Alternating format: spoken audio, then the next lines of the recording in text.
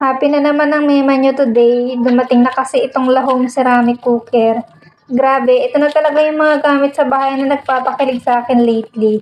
As in, every time na may dumadating na ganito, parang may bagong love life din ako, Charis.